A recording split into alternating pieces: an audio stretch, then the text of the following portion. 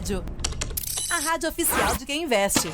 Nesse momento, então, eu já vou chamar ele que hoje está aqui presencialmente, in loco, no nosso estúdio, Gui Cunha, que sempre abrilhanta aqui o nosso almoço de negócios. Boa tarde, Gui, tudo bem? Tudo ótimo e com você? Tudo Sucesso certinho por demais aqui. da conta, apesar, né, do meu pullover ter trazido uma... O seu Eu pullover achei cravou, hein, Gui? chiquérrimo. Eu vou até deixar como último da gaveta lá pra não tirar tão cedo ele do armário, não. Eu achei chiquérrimo, Gui, tá? Super fino, super chique. E eu vou chamar aqui também o nosso querido Edu, que vai trazer aqui as análises gráficas também, o nosso mestre dos gráficos. Boa tarde, Edu, tudo certo por aí? Fala, Gabi, boa tarde, Diego, boa tarde, Gui. Vamos aí, tá tudo certo por aí. Ah, então, beleza, Edu. A gente começa aqui, então, nesse astral, porque tá tudo certo com a gente, mas olhando aqui pra bolsa agora, não sei se tá tudo bem também, né? Nesse momento, o Ibovespa cai 2,33% no patamar dos 101.933 pontos. Em relação ao Ibovespa Futuro, a queda é de 1,75% no patamar dos 103.345 pontos. Então, Edu, logo de cara, vamos colocar aí nos nossos gráficos Ibovespa e Ibovespa Futuro para a gente analisar aí a performance dos índices? Vamos lá, Gabi.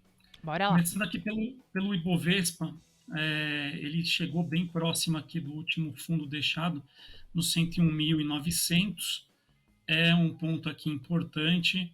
Se perdido, ele pode continuar esse movimento de baixa e a próxima parada aqui no gráfico é lá nos 99.800. Então, cuidado, ele está testando aqui os 101.900 agora. Se perder, pode continuar o movimento de baixa. Do lado da alta, ele está deixando um topo aqui em 104.400. Se conseguir passar desse ponto aí, pode ganhar um impulso para cima, o jogo muda e ele pode buscar lá mais ou menos 108.200 pontos. Então, mas por enquanto aí, com a forte baixa de hoje, a gente está com uma visão negativa aí para o Ibovespa. Então, cuidado, porque ele está bem aqui na marca do pênalti para perder os 101.900, Gabi. Aguenta coração, hein, Edu? E o Ibovespa Futuro, como que tá aí no gráfico também? Bom, a Ibovespa Futuro, dando uma olhada aqui para um momento aqui mais de 5 minutos, teve aí uma queda fortíssima aqui no dia de hoje e agora ele está parando mais ou menos aqui na região dos 103.100 pontos. Cuidado porque pode continuar ainda esse movimento de baixa e a próxima parada pode ser lá nos 102.779. Muito embora agora no começo da tarde, dá uma lateralizada, mas de repente pode dar umas puxadas aí e cuidado se ele perder mais ou menos aí os 103.100. Perdendo isso, como eu falei, pode ir buscar mais ou menos a região lá de 102.779. Do lado da alta, tem aqui um topo deixado aqui no 103.688. Se conseguir passar, ainda tem que enfrentar a média móvel de 21 períodos nos 103.800. Depois disso, tem aqui um ponto 104.196, que era um antigo suporte e que agora atua como resistência. Então, por enquanto aí, a situação para cima é bem difícil. Vamos acompanhar aí, ficar de olho nessa região dos 103.100 pontos, Gabi. Valeu, Edu, pelas informações. Edu aí abrindo os trabalhos, falando de Ibovespa e Ibovespa Futuro aqui na abertura do nosso Almoção de Negócios. E antes de passar a bola para o Gui, em relação aos DIs, vou pagar só a informação aqui rapidinho, que muitos dos contratos aqui, tanto no curto quanto no longo prazo, renovam mínima intradiária nesse momento. DI1F26, DI1F27, o DI1F25 também aqui na ponta curta renovam mínima intradiária e caem até 13 pontos base e meio. Em relação aos DIs dos contratos de longo prazo, DI1F31 e DI1F33 também caem até caem nesse momento, negociado a uma taxa média anualizada de 12,31%, casos DI1 F31, e DI1 F33, negociado a uma taxa média anualizada de 12,42%. Passando a bola para você agora, Gui, hoje no cenário local tem muitas coisas para a gente ficar de olho, a gente vai repercutir também algumas coisas aqui ao longo do programa, mas eu queria saber de você o seu olhar para hoje, para essa movimentação do mercado, e se o que está derrubando também tem a ver um pouquinho com essa narrativa de recessão. Queria saber um pouco de você sobre isso. Bom, a queda é um pouco de tudo, né? Tem alternativa de A a E para você selecionar quem que você quer botar a culpa da queda. A recessão, alta de juros, balanços trimestrais, sei lá, payroll. Então a gente pode colocar aí PMI, várias situações que não favorecem o cenário, principalmente nessa virada de mês de abril para começo do mês de maio. O pregão é predominantemente vendedor, então não há nenhuma oportunidade clara para esse contexto do intraday, a não ser os formatos especulativos no mercado de futuros. Em 102,915 eu vejo que lá começa a travar um pouco dessa queda. Caso vá buscar, eu pego uma rapidinha ali dentro dessa movimentação do índice futuro. Mas eu também não vejo o apocalipse, eu vejo queda até sexta-feira, eu vejo queda até com que venha se materializar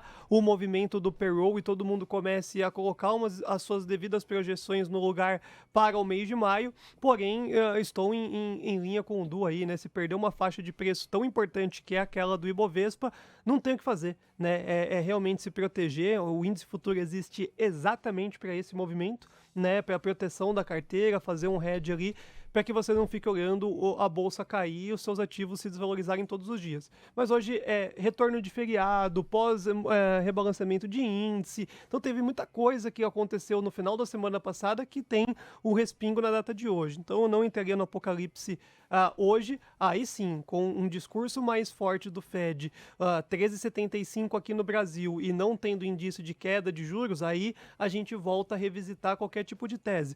Até com que isso chegue a ser uma realidade, hoje é um dia de forte queda, não tem nenhuma oportunidade, é esperar realmente o comportamento, principalmente no índice futuro, entre 102,915 a 102,155. E Gui, muitos dos acontecimentos relacionados ao governo, por exemplo, já estão precificados, mas eu vi muitos comentários também perguntando aqui se essa queda do Ibovespa, se também o mercado de alguma forma precifica esses novos comunicados, como, por exemplo, os anúncios tributários, algo mais nessa linha. Você acha que também tem a ver com isso? Não, tem que parar de colocar tudo também no governo, né? S&P tá derretendo lá, tá rompendo mínima, é um cenário global, principalmente de olho na recessão, e na política monetária global. Obviamente que discurso político faz preço, mas essa de tributação ficou no 0 a 0, né? Economizou num lado, tributou no outro, vida que segue, não é aí que tá morando o perigo, não. Eu acho que qualquer outro discurso que venha a ter um impacto mais direcional, como algo que não pegou no arcabouço fiscal, alguma, entre aspas, furada de teto pedalada, tá querendo tirar alguma coisa daqui e ali, beleza. Mas hoje não é governo, não, é um cenário global.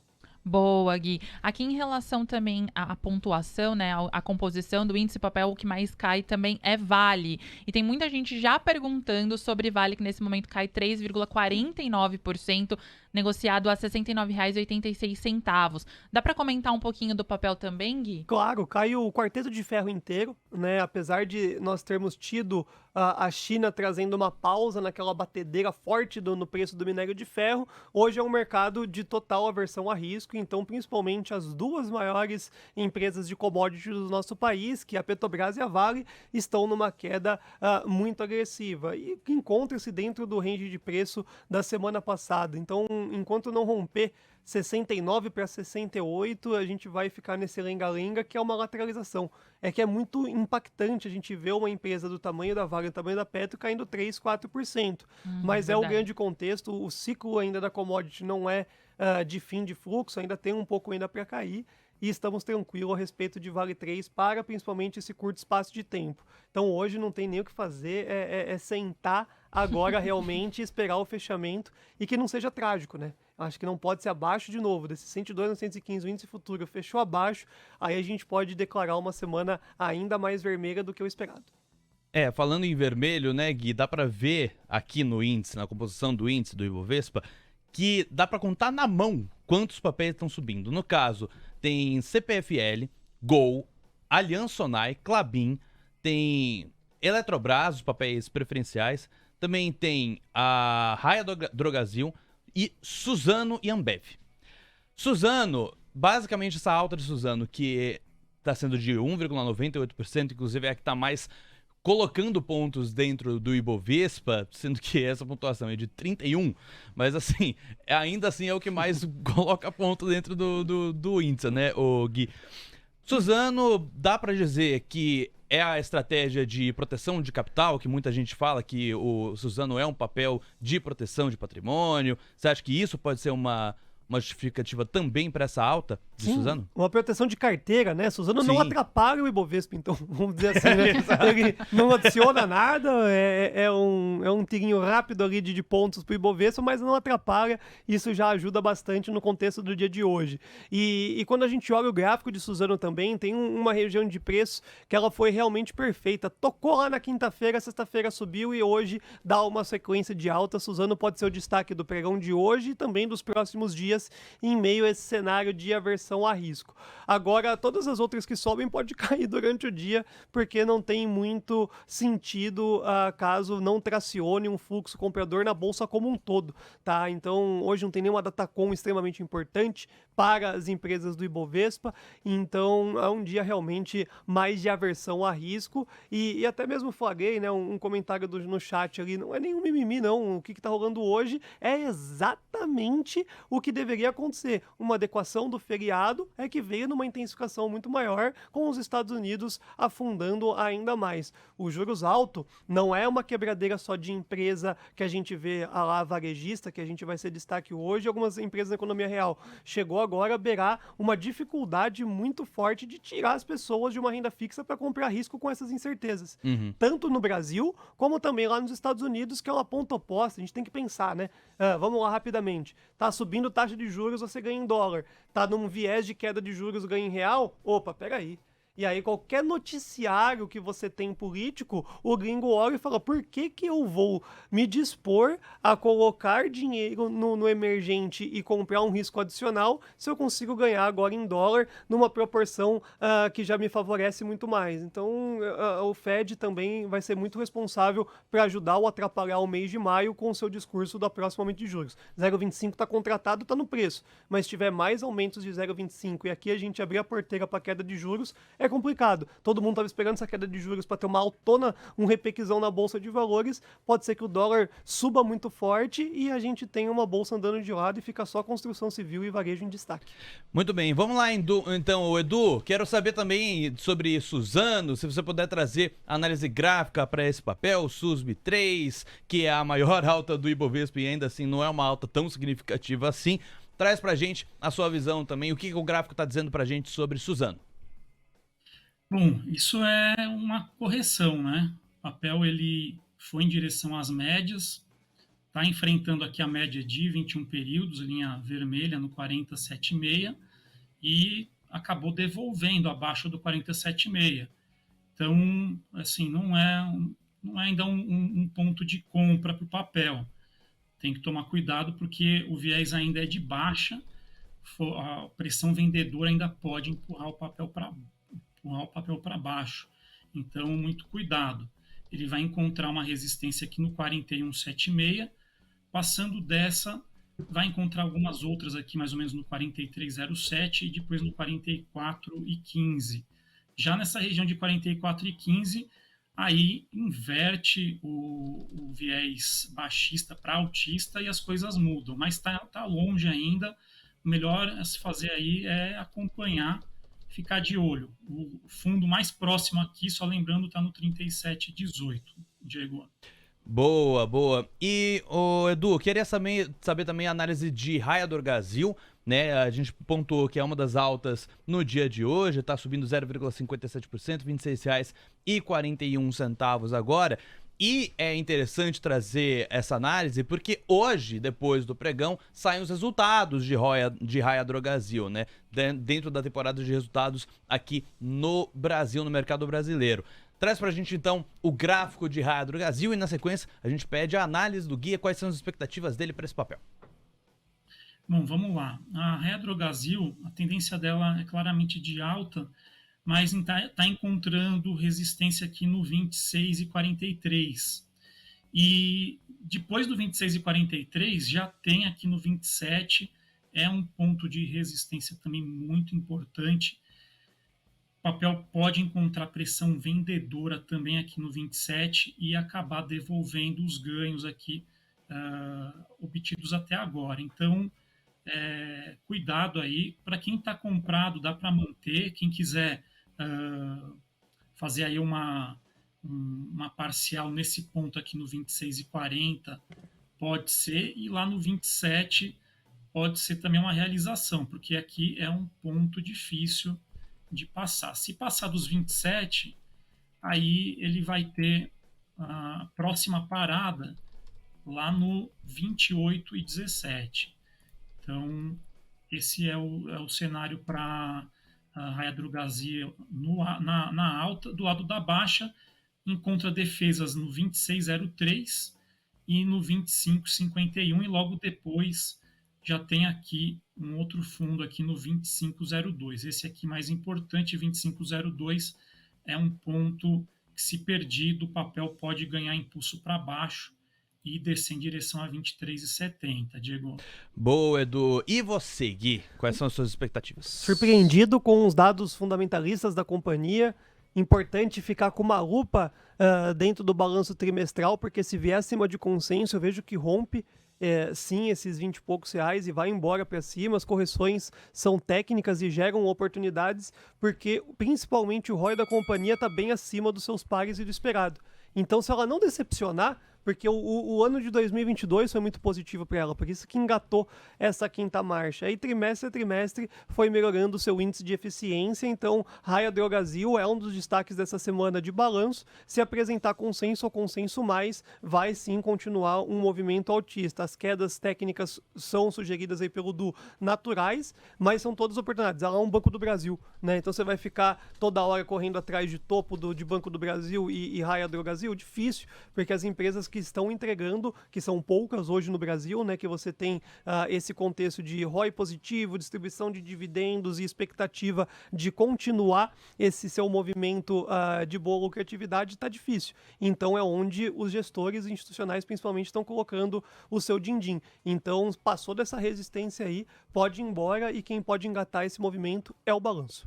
Gui, a gente já vai também falar um pouquinho sobre o cenário internacional, ali o Diego já vai passar as informações pra gente, mas antes eu queria endereçar para você uma pergunta do nosso ouvinte Super Mario Trader. Ele pergunta sobre essa virada dos juros, né? Se tem alguma explicação, de manhã tava ali pedindo mais prêmio, agora já tá caindo aqui. Tem alguma explicação para essa virada? E antes da sua resposta, Gui, só para atualizar aqui sobre o Ibov, que bate mínima intradiária nesse momento, cai 2,67% no patamar dos 101.644 pontos. E nesse momento, papéis de Suzano, IRB, Raia Drogasil, Klabin, Eletrobras e Azul são os únicos que sobem aqui na composição do índice, Gui. Bora, vamos lá. Essa movimentação da queda mais intensificada do DI futuro é muito do que acabou de sair no painel Mover Pro.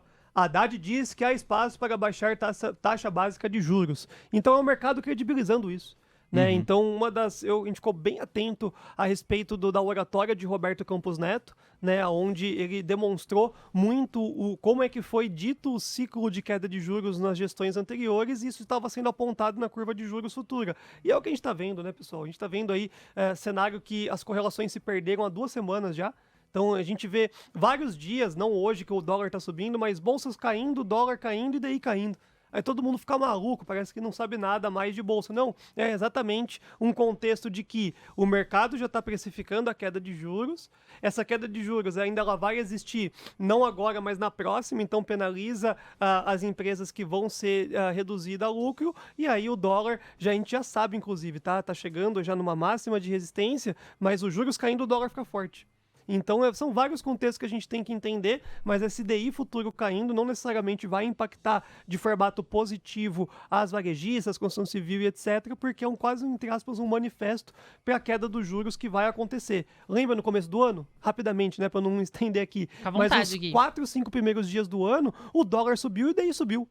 que era aquela loucura que cada ministro falava uma coisa, parecia que estava uma bagunça generalizada. Então, era realmente falando, não, peraí, não vamos descer juros realmente, vamos entender os 100 primeiros dias de governo. Chegou o arcabouço e tudo mais, começou o DI a ser pressionado e vai continuar até com que o Roberto Campos Neto se pronuncie aí na reunião do Copom e traga um discurso já mais leve do que os anteriores e colocando uma projeção de queda de juros. Tá aí, portanto, a análise do Gui para você, Super Mario Trader, e para todo mundo aí que também tá querendo saber um pouquinho mais sobre essa mudança aí na curva de juros. Diego sinalizou também que dólar futuro, nesse momento, renova a máxima intradiária, sobe 1,27% a R$ 5,081. R$ 5,081. Agora, Edu, eu vou te pedir aqui pra gente virar a página pro mercado internacional, pra gente ver a performance da moeda americana. E na sequência, Di, você já pode trazer pra gente também aí as performances dos índices americanos. Bora lá, Edu. Bora lá, Edu. Vamos lá. Vamos. Imagina, vamos lá ver como Você tá. fala com o Gui. Imagina, vamos lá ver como então. tá o dólar. Ó, o dólar tá subindo aqui, ele tá próximo de uma resistência aqui no 5.081, tá testando resistência no 5.081 e por enquanto parece que tá tentando superar, tá na região da resistência, tá? 5.081. Se conseguir passar dessa resistência, a próxima é lá no 5.096. Então, ficou um pouco esticado aqui, mas é o que a gente tem aqui para mostrar. Ele está nessa região do 5.081. Se não conseguir passar do 5.081, vai encontrar a primeira defesa no 5.073, depois no 5.066 e logo depois aqui no 5.058. É um ponto que, se perdido, ele muda o viés no gráfico de 5 minutos, tá? No gráfico de 5 minutos, se perdeu 5,58, pode buscar 5,49 e depois disso 5.041, Gabi. Boa, agora o Diego vai viajar ali pelos Estados Unidos para passar pra gente as performances das bolsas americanas. Exatamente, Gabi. Vamos pousar agora em Nova York para ver como é que tá a situação por lá.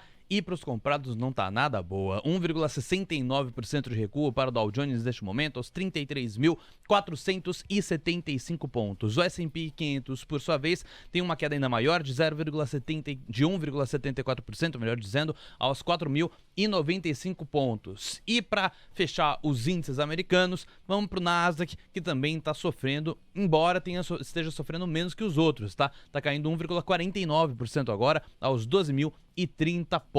Falando também dos títulos da dívida americana, e olha só que pancada para baixo no rendimento, hein, Gabi?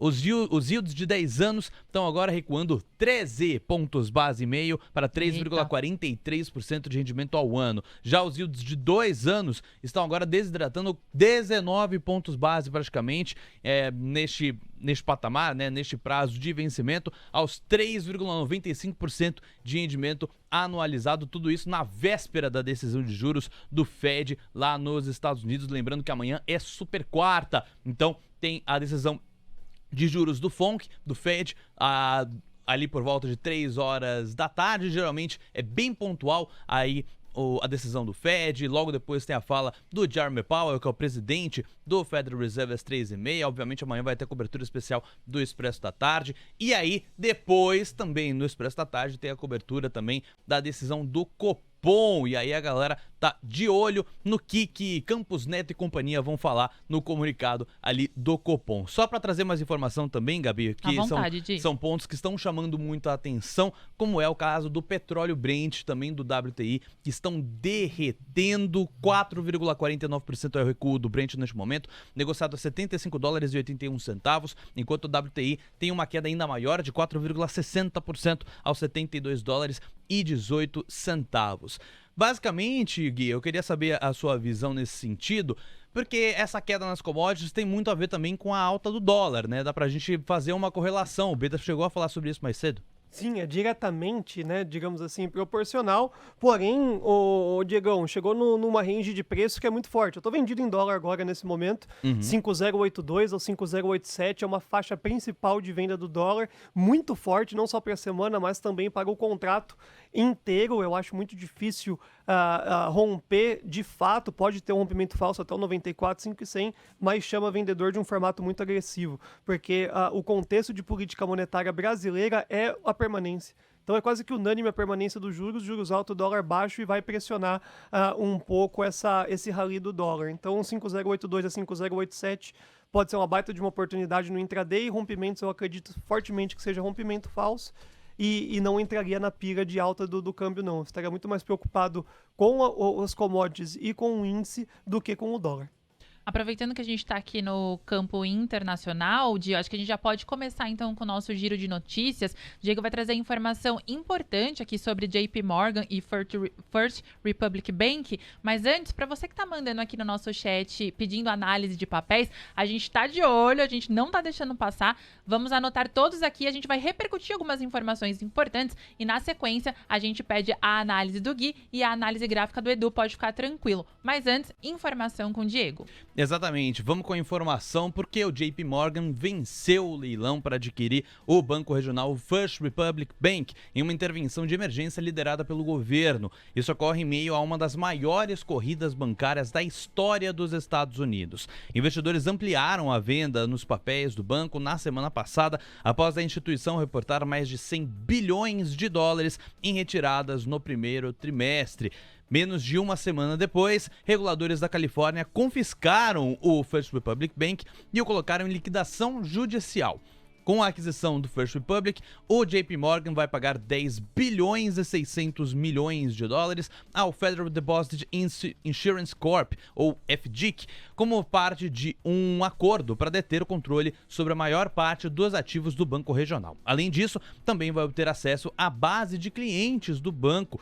Em função da compra, o JP já detém controle de mais de 10% de todos os depósitos de bancos nos Estados Unidos. As informações são da Mover e também complementadas com agências internacionais de notícias. Vou pagar a cotação de momento dos papéis do JP Morgan, depois eu pago para vocês também as cotações do First Republic Bank, também negociado lá em Nova York. Começando com o JP Morgan, que agora está caindo 1,87% no mercado americano, aos 138 dólares e 55 centavos. E para quem negocia o BDR do JP Morgan, a gente vai trazer também a informação em alguns minutinhos, porque JP Morgan é JPMC34, este é o ticker do BDR, que agora sobe 1,83%, está cotado a R$ 69,96. Muito obrigada pelas informações, Di. E eu endereço então a primeira pergunta a você, Gui. Queria saber se isso resolve, né, o problema do First Republic e se isso também, de alguma forma, pesa ali na decisão de juros do Fed. Não, acho que na decisão dos juros não, mas acho que resolve a vida tanto do JP quanto do banco a ser adquirido, né? Então fez uma junção muito importante. Olha o tamanho do JP, ele consegue também administrar bem esse residual do First e coloca uma alta nas ações, né? Então deu uma embicada ali na companhia, mas agora quando você reorganiza, vamos fazer uma lembrança aqui no nosso país para trazer um contexto, Itaú Unibanco. Então o Itaú vai lá e compra o Unibanco, cria uma segmentação intermediária e traz ali uma superpotência. Então acaba sendo algo, entre aspas, semelhante. É um determinado público que o JP não fazia um atendimento tão agressivo, começa a criar essa segmentação e traz uma melhoria no índice de eficiência da companhia. É uma oportunidade, sim, esse tipo de noticiário. Boa. Edu, tem como a gente fazer, então, uma análise gráfica do BDR, do First Republic aqui? O Di já trouxe as informação de momento, né, preço de tela, mas a gente puder colocar aí análise gráfica também para enriquecer, ficar legal também. Bom, vamos lá. O First Republic, ele não tem tanta liquidez na bolsa. Agora, nesses últimos dias aí, com essa repercussão negativa, fez o papel despencar lá dos 295 até 39 e agora está em R$ 8. Então, não tem muito o que falar aqui. Por enquanto, o viés é de baixa, não temos nenhum suporte aqui relevante para mostrar. Então, vou ficar devendo aqui uma análise mais aprofundada do papel, mas por enquanto aqui ainda é negativo, ainda sem nenhum sinal de recuperação, Gabi. Imagina, Edu, você não nos deve nada. E Na o verdade, BDR você de sempre JP nos Morgan? ajuda. Exato, porque a gente falou de First Republic, inclusive, vou pagar a informação, porque o First Republic lá nos Estados Unidos não está negociando, desde 28 de abril não está negociando os papéis do Boa. First Republic, só que JP Morgan está, e JP Morgan foi quem comprou o banco regional. Então, eu queria saber de você, ô Edu, análise dos BDRs do JP Morgan, então JPMC34, bora lá? Vamos lá, esse aqui já tem mais liquidez, já tem um histórico maior aqui de movimentação, então ele está em tendência de alta, tentando enfrentar aqui a resistência no 7180. Não conseguiu ainda chegar aqui no 7180, é um ponto de resistência importante. Se conseguir passar do 7180, aí ele abre espaço para buscar mais ou menos essa região dos 74 e 73. Cuidado aqui no 7180, ele não está tendo tanta força aqui para continuar o movimento. Então, o suporte mais próximo está no 6783. Se perder do 6783, aí ele pode ganhar um impulso para baixo e vai ter defesas em 6560 e 6258, Diego. Boa, valeu, Edu. A informação para você que investe no JP Morgan, Gabi. E a gente continua aqui com mais informações importantes aqui do mundo corporativo. E a próxima a gente fala de Petrobras, é isso, Di? Exatamente, Gabi. Um parecer técnico do órgão ambiental IBAMA sugeriu a rejeição e arquivamento do processo de licenciamento da petroleira estatal para perfuração na Foz do Amazonas, local onde prevê investir bilhões de dólares nos próximos anos. O diretor de licenciamento substituto do IBAMA, no entanto, propõe que a Petrobras tenha uma nova chance de apresentar documentos, estudos e também de realizar um simulado de emergência. A Petrobras pretende ainda usar a sua participação no evento americano da indústria do petróleo OTC, lá no Texas, para destacar o potencial de liderança do Brasil no mercado mundial de energia eólica offshore, de usinas instaladas no mar, em meio a planos da companhia de investir em projetos desse tipo.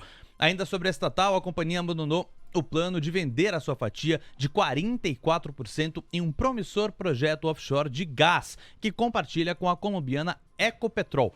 A informação é de Carlos Travassos, que é diretor de desenvolvimento de produção da Petrobras, em uma conferência de energia em Houston, de acordo com a Mover e agências internacionais de notícias. Pagando a informação de momento, como é que está a cotação dos papéis da Petrobras? Os ordinários estão caindo 4,61%, R$ 25,44, ajudando a Vale a arrastar o Ibovespa para baixo, enquanto o Petri 4, papéis preferenciais, tem uma queda de 3,76%, R$ 22,81, dia nem um pouco positivo para os comprados em Petrobras, Gabi. É isso, e Gui, eu te pergunto, né, a gente fez aqui um compilado de informações importantes sobre Petrobras e para além do seu racional aqui, que a galera, a nossa audiência também espera, como essas notícias batem, né, no papel que hoje, como o Diego disse, cai tanto o preferencial quanto o ordinário. Eu só vejo queda na companhia, independente do noticiário ser positivo ou negativo.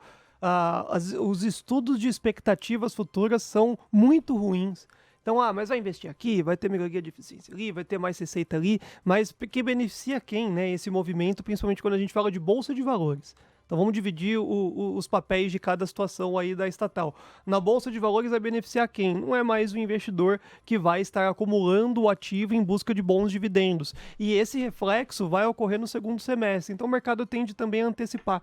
Então, altas no papel são oportunidades de venda para todos os tipos de prazo. Tem que tomar cuidado só o timing de entrada, não errar a alavancagem, porque o custo desse fluxo, desse movimento é caro, mas a análise técnica sugere os R$ 28 e R$ 30 ainda para atingir o papel. Então, tem que tomar cuidado com o Petrobras. A primeira etapa, não comprar. Eu acho que esse é o X da questão. Acho muito complexo comprar. E aí, tentar ganhar uma graninha adicional com a queda do ativo é realmente quando chegar lá nos 28 28 e, quiçá, os R$ 30, o comportamento do ativo, qual que é o fluxo, para que você possa acertar o timing. Mas eu não vejo prosperidade para a companhia, por mais que alguns noticiários ainda sejam positivos, a troca de governança e dividendos vai azedar o segundo semestre. Boa, Gui. E agora, Edu, se der pra gente dar uma olhadinha também graficamente nos papéis, né? O que o gráfico está dizendo sobre Petrobras hoje. Nesse momento, só para reforçar a informação, o papel ordinário de Petrobras, Petri 3, cai 4,27%, negociado a R$ 25,53, e o preferencial cai 3,59% a R$ 22,86. Edu, eu vou pedir para você então dar uma olhadinha primeiro para o ordinário e depois a gente parte para o preferencial também. Bom, a Petri ON, né, ela chegou próxima aqui dos 27,46, chegou a superar essa resistência, mas fraquejou e agora está perdendo a média de 200 períodos aqui no 26,12, que abre espaço para ele continuar a descer e pode fechar um gap aberto aqui no 24,99, está bem próximo. Depois disso, pode continuar o movimento de queda indo em direção a 23,87. Do lado da alta, como ele deixou um novo topo aqui no 22,82, esse aqui é um ponto, é uma região de resistência, né, entre 27,82 e 28,37. Aqui pode ter muita dificuldade para ser superada, então cuidado aí. Está perdendo média móvel hoje e pode continuar esse movimento de queda indo em direção a 24,99 e 23,87, Gabi. Boa, e agora a gente vai então para o preferencial, Edu, que é o que tem mais liquidez, para o pessoal ver como está a performance do ativo graficamente também. Vamos lá. Esse aqui ele não conseguiu superar a resistência aqui no 24,59. Tentou 1, 2, 3, não conseguiu. Está na média de 200 períodos, que está aqui mais ou menos em 22,84. Se perder 22,84, próxima parada é lá no 21,34. Então, ainda o viés não é de baixa, tem que tomar cuidado que o viés ainda não é de baixa. Ele está num movimento de descanso próximo das médias aqui, pode ter alguma recuperação.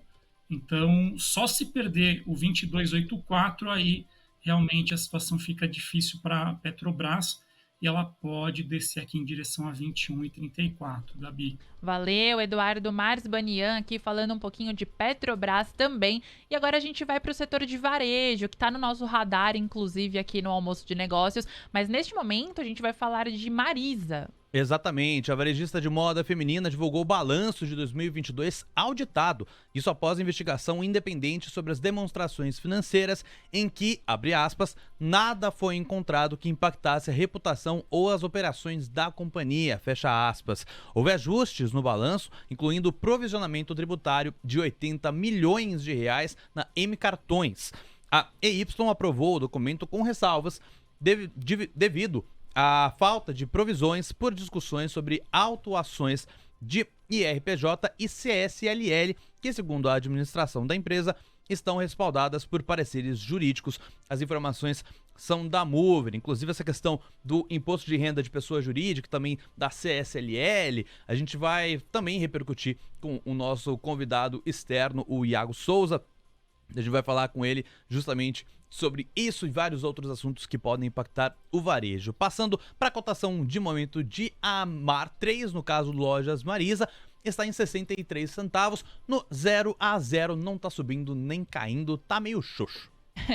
Tá meio xoxo, a notícia começa ali indo para um caminho mais positivo, mas depois, enfim, a performance do ativo mostra alguns outros pontos, pela manhã estava caindo, que queria um pouquinho a sua visão, né, sobre a performance aí de Marisa. Marisa, a gente olhou com muita tristeza no olhar, né? Esse querido locutor que aqui nos passa, tá com a jaqueta da Lojas Marisa de altíssimo padrão.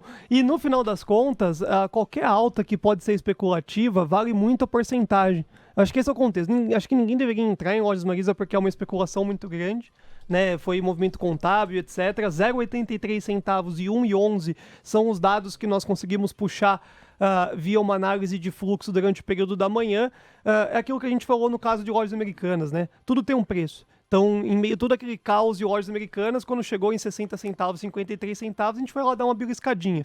Lojas Marisa nesse preço sugere compra? Via só preço, ok, né, para poder pegar esse repique. Mas o que vai motivar esse movimento? Então, acho que tem muita coisa barata na bolsa, a bolsa está com um fluxo muito esquisito, então vira uma aposta. Quem quiser dar uma aposta em Marisa, fica legal porque o upside é muito grande, né, e o preço é extremamente descontado, mas não há argumento que traga um fluxo comprador para que puxe. Vai ser especulativo, vai ser, entre aspas, de fato, brincar com a sorte aí no papel.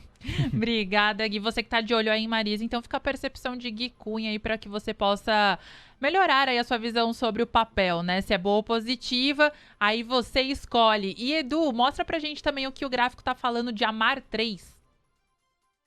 Olha, Gabi, apesar dessa alta que ela teve aqui, foi até 0,89, o papel não tem nenhuma sinalização de compra aqui. Está próximo, né, de um suporte importante no 0,58, mas se você comprar agora, você tem até abaixo do 0,58 mais ou menos uns 9% de queda. E não tem nada, até mesmo o Gui falou do ponto de vista fundamentalista, não tem nada que diga aí que o papel vai subir. Do ponto de vista gráfico também não tem nada que... É só a relação risco-retorno. Você tem aí uma perda de 10% para baixo e para cima até o 0,89 de 40%, mas sem nenhuma sinalização de que o papel vai subir até 0,89. Então eu ficaria de fora. Não, seria realmente pura aposta aqui no escuro, uma aposta binária. Não entraria não em lojas Marisa. Diego tá me sinalizando que vem chegando perguntas também aqui pelo nosso WhatsApp, mas antes de você, só mandar um abraço para quem tá fazendo o programa acontecer aqui no nosso YouTube, o Ike Grafista, Pietro Moscofian, Thiago X-Trader participando bastante aqui no nosso chat, Abrangente também mandando seus comentários aqui, Hamilton Rogério, Rodrigo Taquete, que mandou pergunta aqui também. Rodrigo, a sua pergunta está anotada, a gente já repassa pro Gui, pro Edu, Super Mario Trader agradecendo aqui a resposta do Gui também sobre a virada dos juros, Paulo Vasconcelos, Fábio Lopes, Ireudo Barbosa, Jabrão e Leila e muita gente participando aqui. A gente já responde então as perguntas da audiência, vira essa página para responder o que você está pedindo aqui no nosso chat, no nosso WhatsApp, na Station. Mas primeiro então, Di, a gente começa aí com a pergunta do WhatsApp, parece que foi uma pergunta direto pro Gui. Exatamente. Só antes, pra gente poder seguir a toada que a gente tava fazendo aqui, vamos fazer a seguinte sequência, viu, Gabi? Chegou uma pergunta do Fábio Lopes sobre CIA. E Boa. como a gente já tava falando de varejo, vamos seguir no varejo com a pergunta do Fábio Lopes, ele falando CIA subindo. Comentem o gráfico e fundamento, pessoal, por favor. Vou até trazer a cotação de momento dos papéis da CIA, que é CEAB3, nos papéis ordinários de CIA. E realmente estão subindo. Ele tinha mandado essa mensagem quando estava subindo 4%, agora a alta é de 2,52%. Traz aí a sua análise sobre o papel, Gui, e aí a gente também pode trazer na sequência a análise gráfica do Edu Marsbania. Falo de boca cheia que C&A foi o melhor resultado do setor, né, das varejistas e de roupa ali no contexto final. Foi muito forte, é invejável o balanço do quarto trimestre de 2022 de C&A. Problemas disso, chega a Shein e fala assim, ó, tô chegando. E aí tem uma perspectiva de redução de margem do setor como um todo, aí contamina lojas Renner, contamina C&A, contamina todo mundo. Mas, quando a gente fala do balanço de C&A, não estar perto dos R$4 é angustiante. Chega a ser angustiante, porque o balanço é bom e essa melhoria no macro ajuda muito o setor como um todo. Então, o C&A, em questão de fundamento, é um dos papéis mais baratos que nós podemos identificar nesse quarto trimestre. Falta comprador, parece que hoje, que é um dia que só tem vendedor atirando, tem comprador carregando o C&A. Então, bora, até curioso para ouvir aí o Du, quais são as travas, mas eu vejo que principalmente C&A apresentando consenso mais no primeiro tri, R$4 é o destino rápido, inclusive do papel. A R$3, faz a conta aí, meu querido. Tem porcentagem pra você botar no bolso, hein? Pois é. E aí, Edu, traz pra gente o gráfico de CIA. Vamos lá, Diego. Olha, a CIA, ela tá tentando embicar para cima aqui. As médias estão tentando se cruzar para cima, que é positivo. Então, o objetivo, por enquanto, é lá no 3,23, é um ponto que já foi... O papel já tentou enfrentar, mas não conseguiu passar. Se conseguir passar do 3,23, aí ele pode rumar aqui em direção a 3,91. Do lado da baixa, o stop ficaria aqui no 2,59. Para quem quiser e tiver fôlego, 2,41 é a última parada aqui antes do papel descer em direção a 1,89.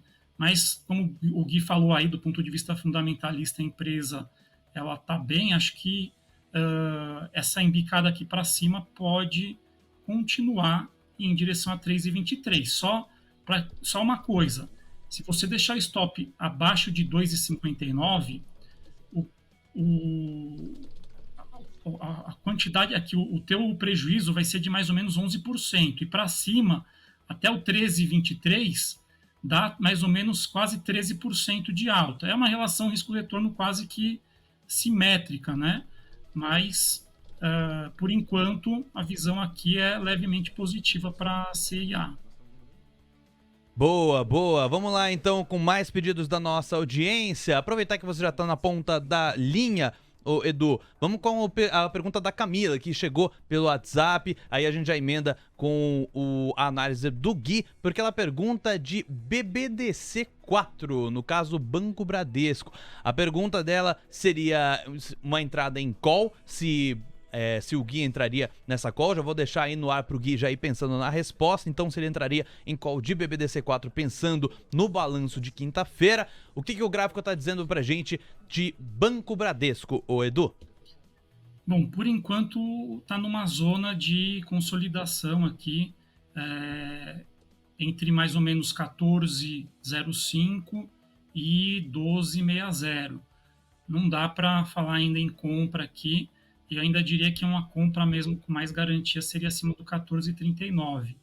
Então, dentro desse range aqui que ele está agora, ele vai encontrar uma defesa no 13,15. Se perder 13,15, tem ainda 12,77 e o 12,60 para baixo.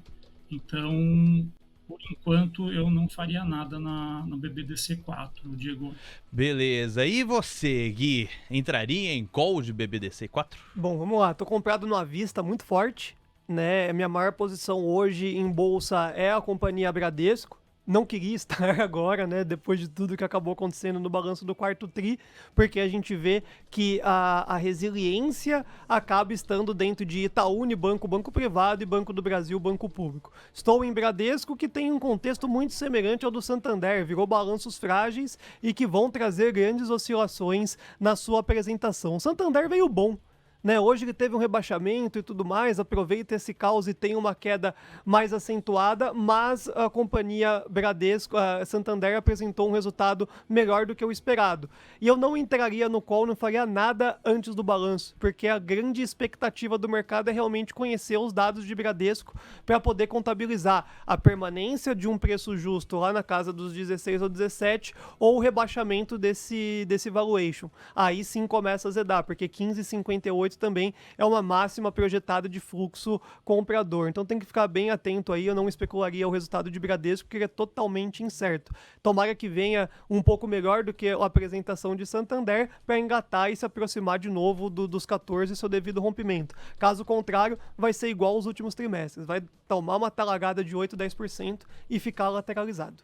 Aproveitando que a gente está falando aqui no setor de bancos, Gui, chegou uma pergunta do Rodrigo Taquete aqui no nosso YouTube. Qual o ponto de entrada de vocês para Banco do Brasil e Itaú?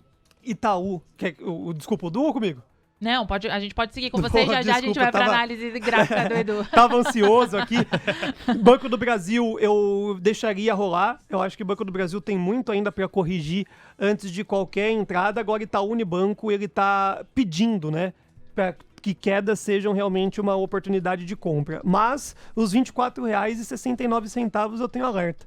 Antes disso, também pode ser uma entrada um pouco precoce. Tenho aqui cravado R$ 25,34, que é onde fica um rompimento falso, está sambando há muitos dias ali, depois de um gap de alta, mas lá nos 24,69, inclusive, tem um alerta onde eu gostaria de comprar. Ah, Gui, mas não pode buscar os 22? Vai, pode sim. Só que, de novo, a gente estuda muito o balanço de banco, é o melhor e já tem a grande expectativa de vir bom. Esse é um balanço que eu especulo pro lado do bem da coisa, não tem como tal decepcionar. No caos da decepção, ele provisiona tudo e ainda tem um lucro gigantesco, ele entra no primeiro trimestre muito fortalecido. E aí, no estudo de valuation, carrega a grande maioria das corretoras e bancões jogando papel lá pros 29, 30. Eu não fico de fora dessa festa não. Então, nos 24,69 eu compro. Banco do Brasil eu acho muito difícil. Ninguém vai acertar timing de entrada. A análise técnica ajuda a gente a ter um parâmetro, obviamente, mas quando engatar uma correção aí, Banco do Brasil, seja via uma decepção de balanço que não é um cenário base ou qualquer fator outro externo, é muito agressivo. Subiu demais, congestionou, e eu ficaria de fora de Banco do Brasil porque eu tô de fora do papel. Que agora quem tá comprado pode tentar seguir o rompimento da resistência e surfar uma onda bonita ainda no curto espaço de tempo.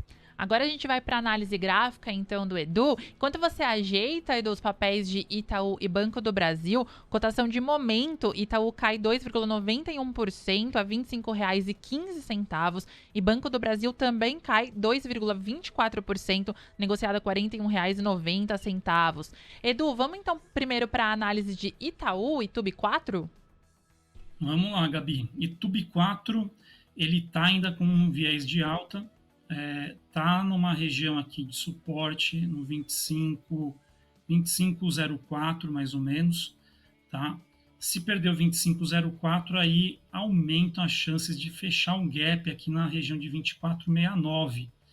E se perder o 24,69, aí a situação fica ruim para a ITUB4, pode descer em direção a 23,75. Agora, do lado da alta, vai encontrar resistência aqui no 26 e 27, passando dessa, vai ter mais uma aqui, um topo, nessa região do 26,79 e depois lá no 27,37. Tem muita resistência aqui no meio do caminho, então o papel não vai dar uma puxada também, até porque é um banco grande, não vai ter uma grande subida, mas passando aqui do 26,27, ganha um novo impulso para ir em direção a 26,85 e 27,37, Gabi. E vamos dar uma olhada também, Edu, em BBAS3, por favor, Banco do Brasil? Vamos lá, eu concordo com o Gui, o Gui falou tudo aí, o papel ele já está lateralizado aqui, descansando nas médias, não vejo ainda nenhum ponto de entrada por enquanto. Se a gente fosse olhar aqui rompimento de resistência, seria mais ou menos aqui no 43,79, ou então, para quem quer ir um pouco mais próximo, se o papel ele voltar acima da média de 9 períodos, aqui no 42,55, seria um ponto de entrada também. Mas, por enquanto do jeito que está agora, é melhor aguardar, porque o papel ele ainda pode ter uma correção maior aqui e você acaba perdendo o ponto de entrada. Tá bom? Valeu, Edu, tá ótimo. A gente tá se encaminhando aqui pro final da participação do Edu e do Gui, mas acho que dá tempo ainda pra gente fazer mais algumas perguntinhas, contemplar aqui os pedidos da audiência. Eu já passo pra você também contemplar se estiver aí na Station, mais no WhatsApp, Di. Mas antes aqui no nosso YouTube tem a pergunta do Sérgio Melo. Ele pediu uma análise de MRV, saindo um pouquinho aqui do banco, indo pra construção civil. Dá pra falar de MRV, Gui? MRV faz parte de um setor de muita prosperidade, mas eu vejo que ele tem algumas particularidades que pode dificultar uma alta mais consistente. Então ele surfou uma situação bem legal na semana passada e tende agora a dar uma descansada. Eu vejo que o cavalo vencedor é a Tenda, plano e plano, direcional. Essas três empresas, cada vez mais, eu vejo as prévias e analistas comentando de um formato mais agressivo. MRV, PDG e Gafisa ficam uma dúvida adicional da sustentabilidade do rally de recuperação operacional dessas companhias. Então, MRV está num desenho muito semelhante a de Tenda, está tendo seus movimentos de alta, está gerando bastante oportunidade para tanto o trader especulador como também para o investidor, mas eu ficaria com um pezinho atrás. Então, o Minha Casa Minha Vida, como a gente sempre corneta, a virada de chave foi para Tenda. A consistência do volume, de todas as expectativas estão muito mais em Tenda do que MRV. É um bom papel, não falo, entre aspas, mal dele, né? Ele pode ter uma reviravolta igual a de Tenda, mas eu não vejo uma base operacional tão fortalecida para isso. Então, especular, que a gente chama de mico, né? Tudo que ainda está nos prejuízos acumulados, a gente chama de mico. Então, entre MRV e Tenda, eu esperaria uma correçãozinha de Tenda para entrar. MRV ainda pode trazer muita volatilidade, não faz sentido a compra de risco, não. Boa. Edu, a gente vai então para análise gráfica de MRV aqui para contemplar a pergunta do nosso Sérgio Melo no nosso YouTube e já a gente vai com algumas perguntas da Station. Mas antes, MRV, por favor. Vamos lá, MRV também, situação, que nem o Gui falou, muita volatilidade. E aí eu vejo o seguinte, comprar agora, o papel, as médias estão se cruzando, mas já se cruzaram e voltaram a cruzar para baixo algumas vezes. Então, o que acontece aqui? Para cima, até a resistência aqui, o 8, tem mais ou menos 13% de potencial de ganho. Para baixo, o último suporte está lá no 6,01. Você tem aí mais ou menos 15, quase 16% de queda. Não faz muito sentido entrar agora uma relação risco-retorno totalmente desvantajosa. As coisas só vão ficar melhores aqui para MRV se a gente passar aqui dos R$8 ou ver alguma outra movimentação, um zigue-zague menor aqui, para a gente colocar um stop mais curto. Mas, por enquanto, também ficaria de fora de MRV. Boa, Edu, muito obrigada. Edu, vou aproveitar então que você já está aqui com a gente, o gráfico também ali já quase no jeito. Dá para falar um pouquinho de Sequoia? A pergunta é do José Gomes. Vamos lá. Sequoia tá na mínima aqui no 1,40.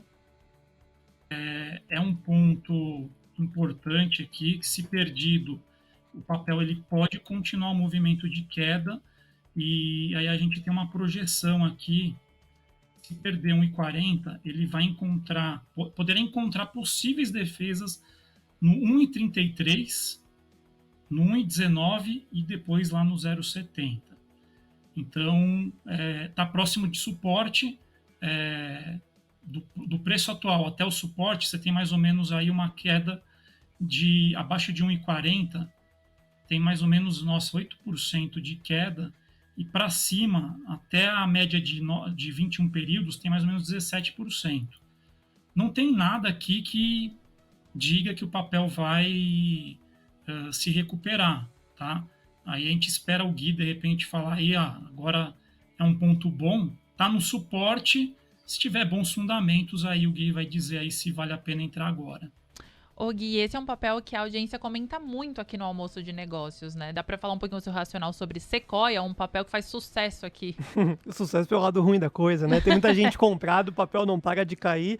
A única entrada em Sequoia via pontos do Du e uma especulação de um M&A e aquisição por outras companhias do setor. Então, o maior burburinho que acontece aí na oratória da Faria Lima vão amacetar esse papel porque vai ter essa aquisição. E aí a gente sabe que nesses movimentos de quando começa a sair os fatos relevantes, sugere que a alta seja até que expressiva para a companhia. Por hora, que é só um burburinho e não vem nada na grande mídia, é importante ficar de fora, porque o papel perdeu liquidez, está embicando para querer buscar rompimento dessas mínimas e não atrai comprador de jeito nenhum, né? Então acho que a compra está realmente por fora do mercado, não é nesse mercado de bolsa, está rolando aí muito provavelmente, eu acredito, inclusive, essa aquisição, né, pelos concorrentes, e aí o papel pode ter alguma movimentação especulativa mais assertiva.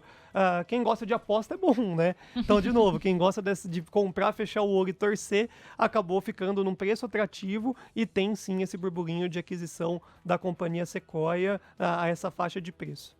Quem gosta de aposta, então, como disse o Gui, fica de olho aí. Só fazendo um adendo aqui para nossa audiência, eu tô vendo algumas pessoas perguntando sobre Vale, sobre Petrobras. Esses foram papéis que a gente já contemplou aqui, trouxemos inclusive notícias sobre Petrobras. Mais para frente a gente pode dar uma passada também, mas o Gui e o Edu já falaram, já fizeram suas análises sobre a companhia. Dando para voltar um pouquinho o vídeo aí, se você tiver pelo YouTube, volta que vale a pena ver as análises, mas foram papéis já comentados. Então, nesse momento, a gente está dando preferência aqui para os papéis que vão chegando por ordem, é claro, mas que ainda não foram falados pelo Gui e pelo Edu. E Gui, ainda com você, então, dá para comentar um pouquinho sobre Marco Polo? Marco Polo, gosto, hein? Nossa, como eu já ganhei dinheiro nesse papel. Pomo 4, Olha empresa só. de busão, empresa de ônibus aí de transporte. Marco Polo teve uma queda em 2020 que suava o fechamento da empresa, né? E fazia sentido, assim como as aeronaves paradas surge um grande custo. Marco Polo tinha um balanço já frágil, 2020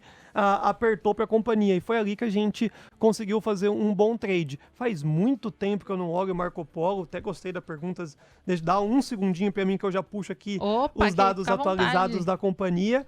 E saudade de uma Marco Polo, viu? É. Perto de casa lá. Ó, vamos lá, pessoal. Marco Polo em questão de fundamento, olha aí, subiu 34% nos últimos 12 meses, contempla aí o rompimento dessa resistência. O ROI voltou a ficar acima do projetado para a companhia, tirou toda a alavancagem, então em questão de fundamento está muito bom. 2022 fechou maior que 21 e tirou aquele medo do ano de 2020, é quase não, é o maior fechamento dos últimos 5 anos e o quarto tri contempla o melhor trimestre da companhia. Não tem por que cair em nenhum momento essa companhia Marco Polo, a não ser que sejam as correções técnicas chamando novos compradores. Cuidado vendido. Valeu, e o Edu já colocou o gráfico aí, enquanto o Gui falava, o gráfico já estava aqui na sua tela, mas Edu, se puder explicar um pouquinho aí pra gente também, por favor. Vamos lá.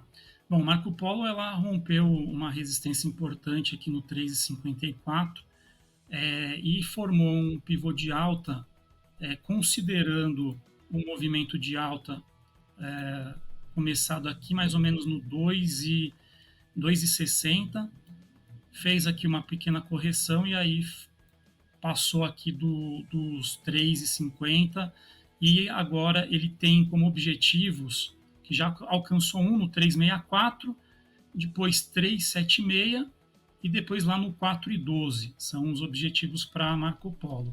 Do lado da baixa, ficar atento. Primeira defesa está mais ou menos aqui em 3,34. Se perdido essa, tem mais uma aqui no 3,17. Aí no 3,17 as coisas invertem para Marco Polo, entra em tendência de baixa e pode descer em direção a 2,80, Gabi.